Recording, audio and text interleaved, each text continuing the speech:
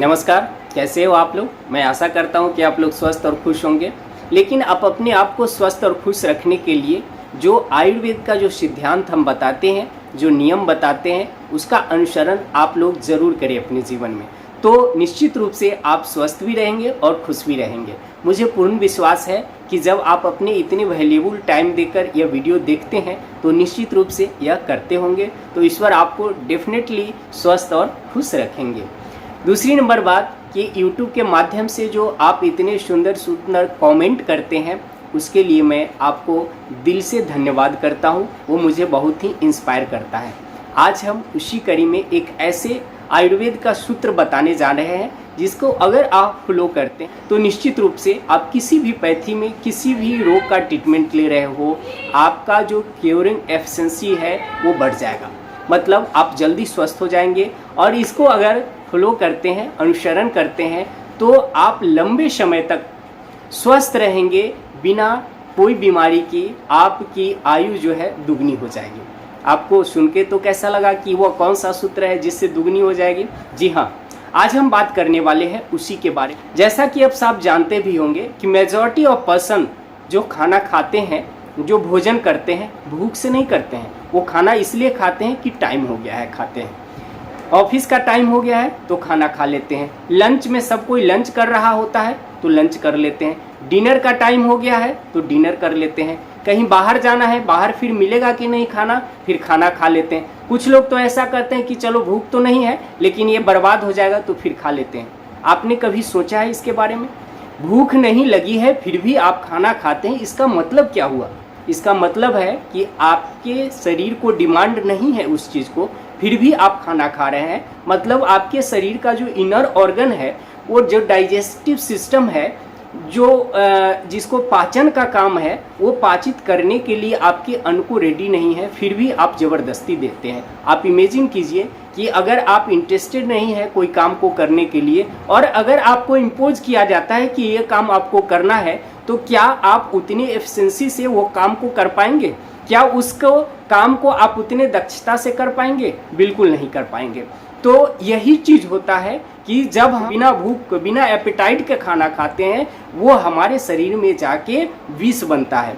शास्त्र में एक लाइन लिखा गया है, काल भोजनम आरोग्य कारणम। समय से किया गया भोजन जो होता है स्वास्थ्य का राज है। लेकिन समय कौन सा है? समय यह नहीं है कि 8 से 10 बज गया तो ब्रेकफास्ट कर लेते हैं, 12 से 2 बज गया तो लंच कर लेते हैं और रात को 8 से 10 बज गया तो डिनर कर लेते हैं। समय वह है जिसमें आपको भूख लगती है। बोला गया है कि लंघनम परम औषधम। अगर आपके खाने के बीच में इंटरमीडिएट होता है, अंतराल होता है, तो आपके अंदर में जो डाइजेशन की क्रिया हो रही है वो परिपूर्ण होता है।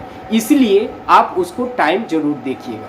क्योंकि मैंने ऐसे देखा है, हमारे पास एक रूमेटॉइड अर्थराइटिस के पेशेंट आए थे जिसको हम आयुर्वेद के लैंग्वेज में आम बात बोलते हैं। जब उनसे मैंने हिस्ट्री लिया तो वो बता रहे थे कि 2 साल से मुझे भूख नहीं लगती है लेकिन खाना खाते हैं। 2 साल से ये क्रिया चलते चलते आज उनको रूमेटॉइड अर्थराइटिस हो गया। और यह ऑटो इम्यून डिजीज़ है। यही नहीं, बहुत सारे डिजीज़ का जो कारण है, आज फैटी लिवर की जो प्रॉब्लम देख रहे हैं, आज थायराइड की जो प्रॉब्लम है, हाइपरटेंशन की प्रॉब्लम है, हार्ट की प्रॉब्लम जो आ रही है, लिवर फेल होता है, किडनी फेल हो रहा है, ये सभी में एक मेजर जो इशू है वो है बिना भूख का खाना खाना। आप विश्वास नहीं करेंगे लेकिन इस चीज़ को मानने के लिए बाध्य जरूर हो जाएंगे जब हम इस नियम को बताते हैं। जैसा कि आप सब जानते भी होंगे कि शास्त्र में बोला गया है कि जब भी हम कोई चीज़ खाते हैं तो 2 भाग में डिवाइड होता है। एक होता है पौरुष और दूसरा होता है रस। यह जो क्रिया होती है, रस, रक्त, मांस, मेद, अस्थि, मज्जा और शुक्र, ये सप्त धातु निर्माण का, उस निर्माण के कड़ी में आम बनता है। आम एक चिपचिपा पदार्थ होता है जो नॉर्मली मेटाबॉलिक क्रिया, चयापचय क्रिया के दौरान बनता ही है।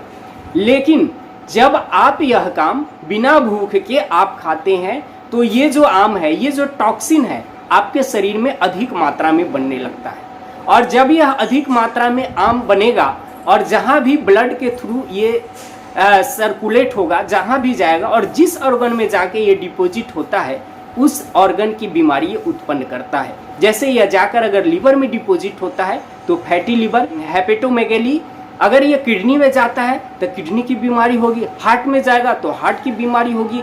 जहाँ भी ये जाएगा आम, ये विष है, पॉइजन है, टॉक्सिन है हमारे शरीर के लिए, यह जाकर उत्पन्न करता है। लेकिन वही चीज़ जब आप एक सिंपल सा नियम अनुसरण करते हैं कि भूख लगने पे खाना खाते हैं, तो भूख लगने का मतलब कि आपके आम का पाचन हो जाता है, आपके टॉक्सिन वो शरीर से या तो शरीर से बाहर निकल जाता है या फिर वो मेटाबॉलिक प्रोसेस के अनुसार वो कन्वर्ट हो जाता है, डिसइंटीग्रेटेड हो जाता है। फिर अगर आप खाना खाते हैं तो प्रॉपर डाइजेस्ट होता है और आप बहुत सारे ऐसे क्रॉनिक बीमारी से बच सकते हैं जिसके बारे में आप सोच भी नहीं सकते।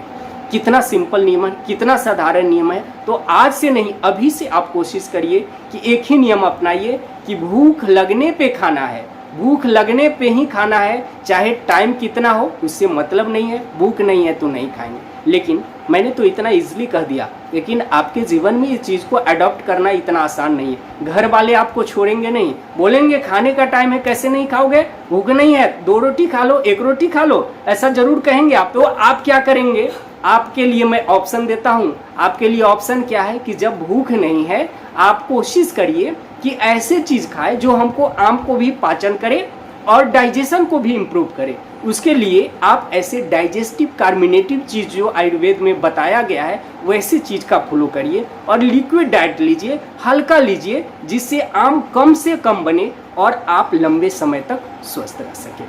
अगर इसके रिगार्डिंग कोई आपको डाउट हो, कोई कमेंट करना चाहते हैं, यू आर मोस्ट वेलकम। आप यूट्यूब पे आप कमेंट करके कुछ पूछ भी सकते हैं। मैं पूरी कोशिश करता हूँ आपके कमेंट का रिप्लाई देने का।